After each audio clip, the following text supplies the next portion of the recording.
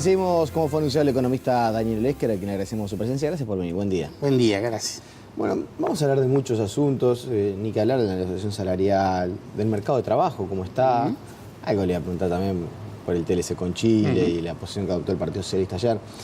Pero antes, hoy a nivel del Parlamento se trata la censura del ministro del Interior, Eduardo Bonomi.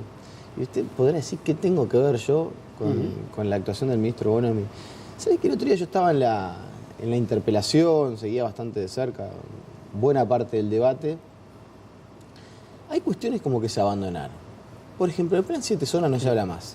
No se habla más, porque no existe más. ¿Lamenta de alguna manera que se haya corrido del debate esa...? Lamento, sí. De hecho, entiendo por alguna declaración que le he escuchado que también lo lamenta el ministro Bonomi.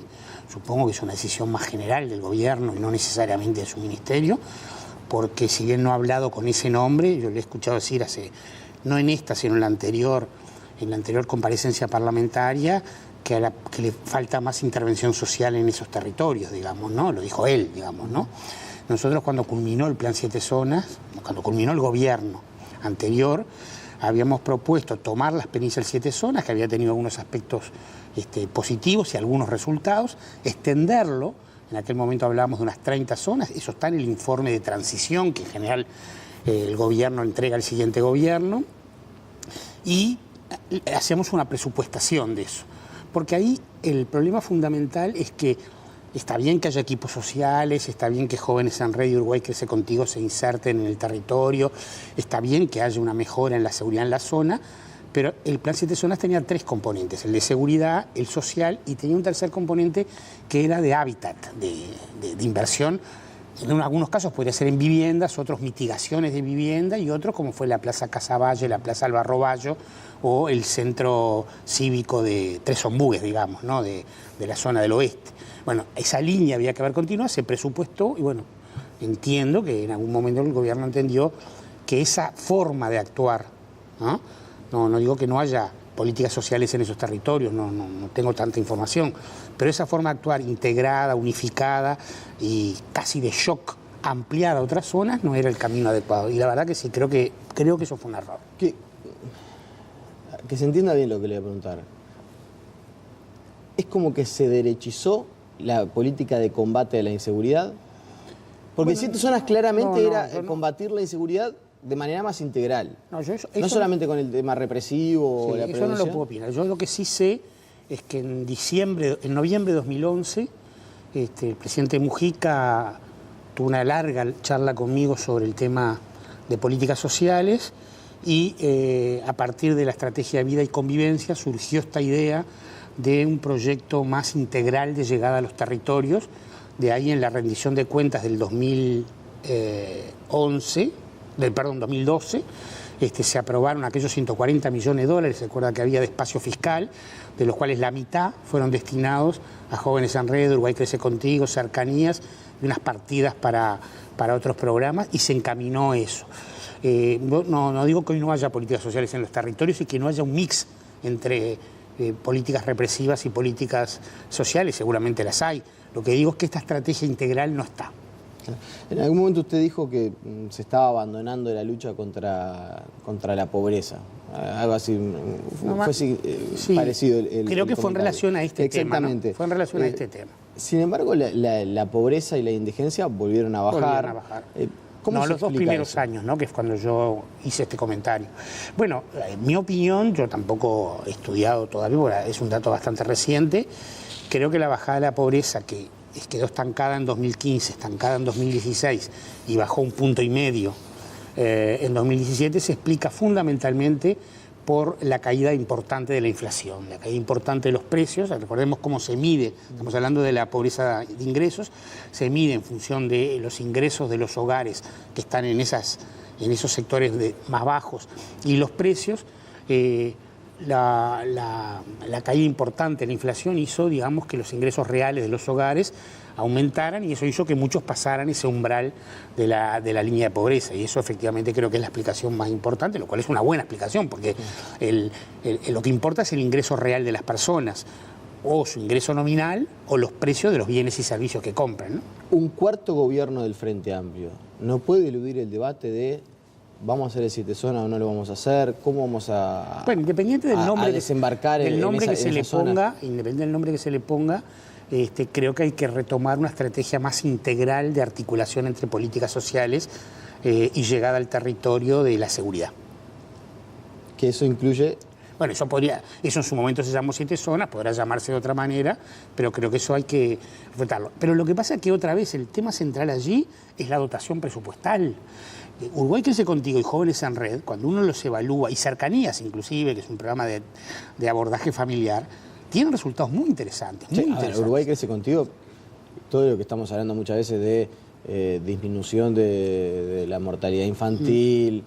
Yo realmente no he tenido acceso, lo he preguntado en algún lado, pero no he tenido acceso a la medición de los niños en cuanto al suministro de hierro, sí. de fósforo, de un montón de... Pero ¿sabes cuál es el problema? Es que todavía son programas que no abordan la universalidad de esa población, ¿no? Es decir, tanto Uruguay Crece Contigo, como Jóvenes en Red, como Cercanías, como los mismos programas de transferencias monetarias, todavía están concentrados en una parte... no total de ese universo sobre el que hay que llegar. Entonces, lo que decía aquel informe de transición era justamente que había que dar el salto en calidad, pero eso implica recursos presupuestales y sobre todo implica poner en hábitat y vivienda. Ya que estamos hablando de recursos presupuestales, ¿hay que dejarse de obsesionar por el déficit fiscal? Digo, pues estamos en la previa de una rendición de cuentas que va a tener sus características, porque la historia del país marca que en el último año de asignación presupuestal generalmente los gobiernos, corríjame si me equivoco, incrementan el déficit fiscal. Se dice que entre el medio punto y un punto por ciento generalmente es la conducta que ha tenido el Uruguay. Último año de gobierno, aumenta el déficit fiscal. Y está tanto el déficit fiscal que el ministro de Economía, Daniel Astori, dice nosotros no podemos seguir incrementándolo. Es más, lo tenemos que reducir. Voy a hacer primero un comentario a ese dato. El aumento del déficit fiscal en todos los últimos años de gobierno tiene una correlación con la cuestión electoral, pero también tiene correlación con que es un año de despegue de muchas inversiones. El proceso presupuestal hace que las inversiones se van licitando, se van generando y van teniendo mayor efecto en el último año. O sea que la parte del componente de inversión pública tiene que ver con eso. Pero volviendo al tema, yo creo que no hay que obsesionarse con el déficit fiscal, hay que tratarlo. Pero quiero decir, porque quizás el televidente dice, bajar el déficit fiscal solo se puede hacer bajando gastos. Y eso no es verdad, ¿no? El déficit fiscal es una ecuación de ingresos y gastos. Yo si en mi casa tengo déficit, puedo ajustarme los gastos o puedo salir a buscar nuevos ingresos. Esos nuevos ingresos los puedo buscar de dos maneras. O yendo a mis ahorros, que en otras épocas que me fue mejor, ahorré y entonces saco un poco del ahorro para compensar ese déficit, o buscando más horas de trabajo. Bueno, si eso lo asimilamos a un país, el país tiene esas dos opciones. Puede decir, ajusto por el gasto o incremento mis ingresos. Y dentro de incrementar los ingresos puedo usar reservas, ¿no? O sea, ahorros, o puedo incorporar nuevas cargas tributarias. ¿Qué dice el informe de dilema presupuestal que hemos hecho? Que la carga tributaria sobre el consumo está muy alta, o sea que no habría margen para incrementarla, el IVA en Uruguay es muy alto, que la carga tributaria sobre el trabajo asalariado y profesional es alta o es razonable, digamos, y por lo tanto no habría mucha cosa. Y si se aumentaran los tramos más altos, por razones de justicia tributaria, no tendría un efecto recaudatorio relevante. ¿Dónde es que la carga tributaria en Uruguay es muy baja? En los gravámenes sobre la riqueza acumulada. Básicamente el impuesto al patrimonio, que es muy bajo, el impuesto a las herencias, que no existe, y una cosa bastante rara, digamos, que el IRPF del capital, teniendo una tasa, que es el 12%, que se paga por alquileres, por ejemplo, hay rentas como los dividendos o los intereses de depósitos bancarios que solo pagan 7%. Entonces quiere decir que del lado de los gravámenes al capital hay algunos márgenes. Por otro lado, también decimos que no hay que obsesionarse con el déficit fiscal, porque el déficit fiscal lo que provoca es aumento del endeudamiento, porque yo para financiar ese déficit tengo que recurrir a deuda pública. Estamos en niveles de endeudamiento en cantidad, en calidad, en plazo y en tasa de interés relativamente razonables, que nos permite que la relación costo-beneficio si es que el déficit fiscal se provoca por gasto social, ¿no? No se provoca por otras cosas. Y es así, el 90% del incremento del gasto entre 2000 y 2014, para dar un ejemplo, cuando el déficit fiscal se aumentó mucho, fue por gasto social. Claro, ahora, pero alguien podría decir, bueno, volvamos al paralelismo con la casa. En algún momento yo tengo que dejar de tener deuda, Sí. o un déficit. O sea, Sí. en algún momento Claro. yo tengo que Sí. decir, bueno, si me entran 10, no puedo gastar 12, No. 13, 14 y así sucesivamente. ¿Y cómo hacemos para corregir esa diferencia entre lo que gastamos y lo que nos ingresa? Bueno, yo creo que hay que aumentar los ingresos, vuelvo a insistir. Para usted, la con- única. con el punto anterior. El camino es un aumento de los impuestos al patrimonio, a la herencia y los impuestos al capital. Al capital, básicamente, sí. Una mayor eficiencia tributaria en la recaudación. Uruguay, el director de la Oficina de Planeamiento había dicho que el IRAE, el impuesto a la renta empresarial, tiene una evasión de 40%. Yo, según un estudio del Centro de Estudios Fiscales, yo no conozco ese estudio, pero 40% en un impuesto que recauda 1.000 y algo de millones de dólares es una evasión bastante Tuve en importante. algún momento al director de rentas y dice, sí, atención, está bien, dicen que tenemos el 40, ya no es el 40, decía el director de la probablemente ya no DGI, sea. creo que mencionó el 35, dice, pero a nivel internacional es muy difícil estar por debajo del 30. O sea, estamos en parámetros internacionales bastante cerca de lo que es el promedio de evasión a nivel mundial. No tengo ese dato, puede ser. En el IVA, por ejemplo, que Uruguay tenía una altísima evasión, se decía, bajó como del 30 al 16, 17%, y se decía que ya estábamos cercanos al umbral de lo que se baja en todo el mundo. Pero en el IRAE no conozco, me parece muy alto, un 30, 35, pero él es el director de renta, sabe más que yo, obviamente. Entonces, lo que habría que hacer es aumentar impuestos. A estos que yo mencionaba. Patrimonio, poner un impuesto a la herencia. Sí, aumentar impuestos, no, grabar Bueno, el mejor, impuesto al patrimonio, comentarlo. Dije. mejor ir al capital, claro, grabar más al capital, sí. Sí, eso es lo que habría que hacer. ¿Y eso habría que hacerlo ya? ¿O es una discusión para dar para un futuro bueno, gobierno? La central sindical lo propuso en el presupuesto del 2015, lo volvió a proponer en la revisión de cuentas del 2017, pero repito, todavía estamos en condiciones de seguir sosteniendo un déficit fiscal con un nivel de deuda razonable, sin impactos perjudiciales para el país. ¿No sería un drama, por ejemplo, que no se alcanzara la meta de reducción del déficit del 2.5%? No, para mí no es un drama. Es más drama, en mi opinión, que no se alcanzara el... ¿Por qué? Porque nosotros le llamamos dilema presupuestario a la discusión. Porque estamos en un dilema. Es un dilema. ¿No? Es un dilema. O no cumplimos los compromisos programáticos, si no se llega al 6% del PBI en la educación, no se cumple la meta de que ACE tenga un presupuesto similar al del sistema mutual, o sea, ajustado por edad y sexo. El sistema de cuidados hizo una rendición de cuentas el otro día y rindió 92 millones de dólares, una cifra bastante importante para un sistema de nacimiento, pero se había anunciado que era 240 el total a lo largo del quinquenio. O sea, o no se cumple todo ese paquete de prestaciones sociales o no se cumple la meta del déficit fiscal. Y yo creo que si hablamos de gravedad, esto primero es más grave que lo segundo. Y otra vez el tema de las reservas. Usted mencionó el asunto de las reservas.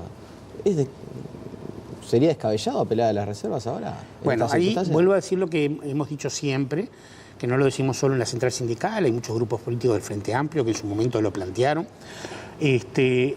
Las reservas solo se pueden usar para inversión pública, ¿no? Porque las reservas son un stock, ¿no? Que yo los tengo para gastar por única vez. Si yo tomo 1.000 millones de dólares de las reservas, ¿ah? Y aumento los salarios de los trabajadores públicos, al año siguiente vuelvo a necesitar 1.000 millones de dólares y me quedaría sin reservas en un plazo muy corto. En cambio, si esos 1.000 millones lo uso para un fuerte shock en políticas de vivienda, por ejemplo, ahora presentamos un documento que se le entregó al presidente Vázquez, que me tocó elaborarlo con Fugban, en la cual decíamos, se están invirtiendo más o menos 180, 185 millones de dólares por el Fondo Nacional de Vivienda.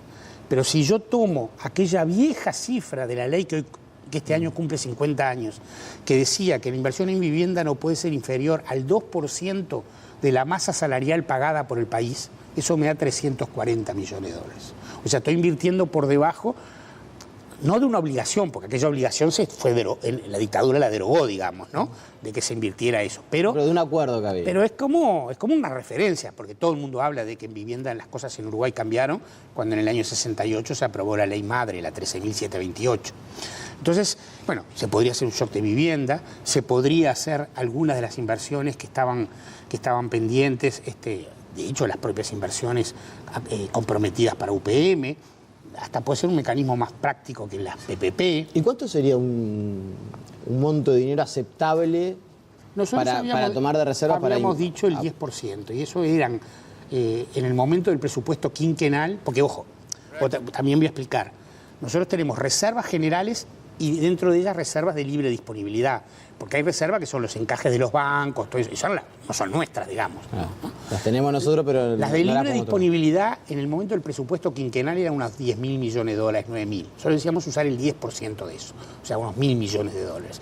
Yo no he rehecho los cálculos, porque como ese planteo, bueno, claramente no fue aceptado. No, es que parece una mala palabra decir, no fue aceptado. Apelar a tocar las reservas, bueno, parece... En las siguientes rendiciones lo dejamos como una propuesta, en el entendido que es una buena medida, pero no recalculamos porque ya sabemos que no hay disposición del equipo económico a hacer eso, ¿no? ¿El modelo económico empieza a mostrar signos de agotamiento? El modelo económico no. Yo diría que lo que muestra signos de agotamiento, esto lo decía una resolución del 2013 que habíamos tomado en un grupo de economistas, que hablaba del agotamiento del modelo productivo, es decir, el modelo que solo se sustentaba en exportar bienes primarios de alto precio en el mercado internacional y de bajo valor agregado. Es un modelo productivo que obviamente tiende a agotarse, ¿no? El viento de cola de las commodities, del precio de las commodities. Sí, y aunque no hubiera viento de cola, porque igual las commodities, uno siempre tiene una buena inserción en recursos naturales, haya precios, haya viento de cola o haya momentos que no son buenos, porque en general los recursos naturales para un país que se especializa en eso siempre le dan resultado. Pero es lo que los economistas llaman la enfermedad holandesa, ¿no? Digamos, cuando uno depende mucho de los recursos naturales, eso empieza a tener después efectos nocivos para la economía, ¿no? Porque valoriza mucho el recurso natural. De hecho, la tierra se multiplicó por 6 en su precio entre 2005, lo dice el trabajo que presentamos, y 2015, y porque además en algún momento su capacidad redistributiva empieza a estar limitada, digamos, ¿no? Entonces, pero no, esto no lo digo yo, el programa de gobierno del Frente Amplio que se aprobó en 2014 para iniciar en 2015 decía que la principal prioridad de materia productiva era cambiar la matriz productiva aumentando el valor agregado. Yo entiendo que eso es difícil de hacer. ¿Usted entiende que no se han dado ni siquiera pasos para recorrer ese camino? Se dieron pasos en el periodo anterior, el ministro Kremerman de Industria hizo muchos pasos con la naviera, con la industria de medicamentos. De hecho, la industria de medicamentos exporta mucho más que lo que exportaba antes y lo hace a mercados no tradicionales como Perú, Chile, y otros del bloque del lugar andino. Se hizo algo con la naviera a partir de acuerdos de complementación con Brasil, pero es verdad que el cambio de la matriz productiva aumentando valor agregado generalmente se hace vinculado a una integración regional, y la integración regional no está pasando en ese tema para su mejor momento, ¿no? Entonces, yo entiendo que es un proceso no sencillo de hacer, pero en algún momento hay que empezarlo. ¿Le sorprende que aumente la economía y se destruyan puestos laborales? Bueno, nosotros hemos estudiado... Creo que puede ir un poco en línea con lo que veníamos hablando también. Hemos estudiado un poco esto, y entre 2005 y 2015, como también pasó entre el 85 y el 89, durante los años 50 y, en otros periodos de crecimiento, el empleo creció. O sea, esta idea de que si los salarios se van muy para arriba, los empleos, hay que elegir entre salario y empleo, es una idea que en el marco de un crecimiento económico empíricamente no está demostrado que sea así. Esto es una tesis que plantea el libro que acabamos de publicar, es muy claro. Pero entre 2005 y 2015, un gran motor de ese crecimiento del empleo fue el mercado interno. El consumo.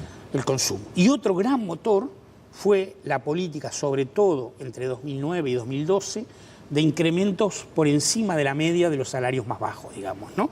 Que aumentaron en ese periodo, la cuarta y la quinta ronda de consejos de salarios, digamos, ¿no? Las dos que se hicieron en el periodo anterior, muy por encima, se habla de 15, 20%, no recuerdo ahora en memoria el cálculo, por encima de la media del salario real. Hablo de comercio, servicios, educación, salud pública y privada, salud pública básicamente. Entonces, creo que en estos 3 años, los sectores que aumentaron su producción son, bueno, y además el papel de la construcción, ¿no? Que vivió un boom entre 2005 y 2014 impresionante, tanto la construcción de vivienda como sobre todo la construcción, la obra pública, digamos, ¿no?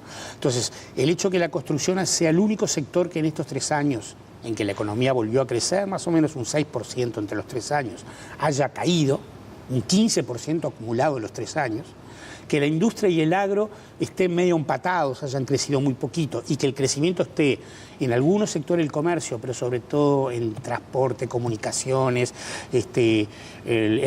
todo lo que fue los sectores de energía, y las exportaciones muy primarias, ha hecho que estos sectores que están liderando el crecimiento en estos últimos años no son altamente generadores de empleo. Pero hay quienes dicen, bueno, lo que sucede es que el sector empresarial viene advirtiendo.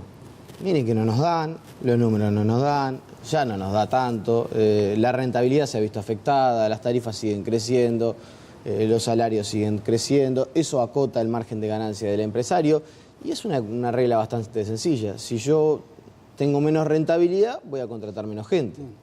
Porque yo trato de cuidar mis ingresos y sin afectar el negocio, vamos a decir, lo que trato de hacer es recortar por todos lados al máximo y si vendo un poquito más, pago alguna hora extra más, pero no contrato a otra persona. ¿No se puede estar dando un poco de esto que parece ser de bastante lógica?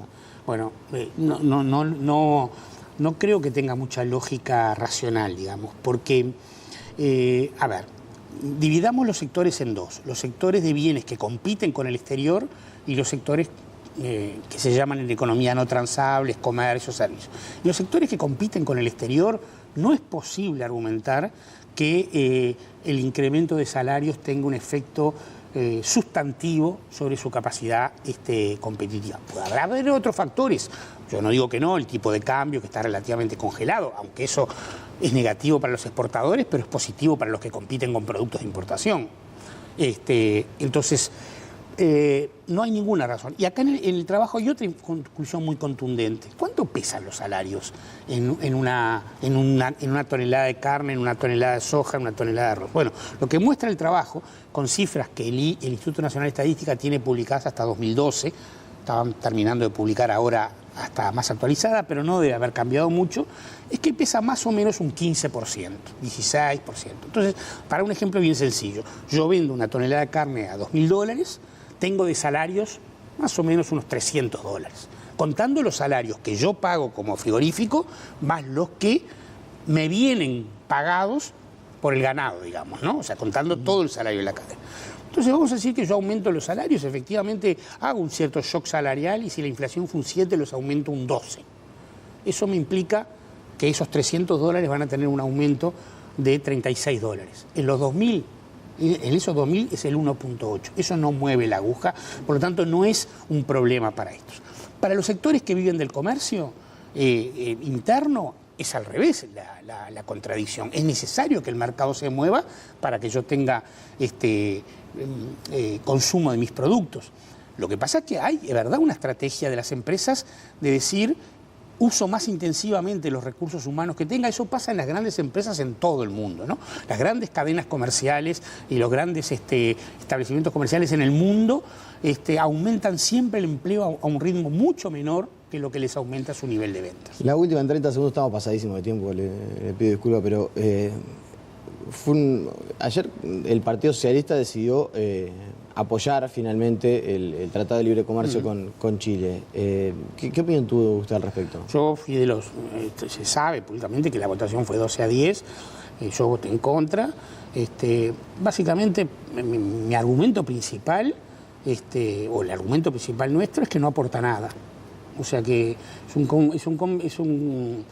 un convenio, un contrato, con un acuerdo con un país con el que tenemos un comercio marginal, donde ya tenemos instrumentos de acuerdos comerciales, de inversión y financieros que garantizan lo que este convenio va a firmar, que por lo tanto no tenía ningún sentido. ¿Y entonces por qué tanto apuro, tan prioritario la firma?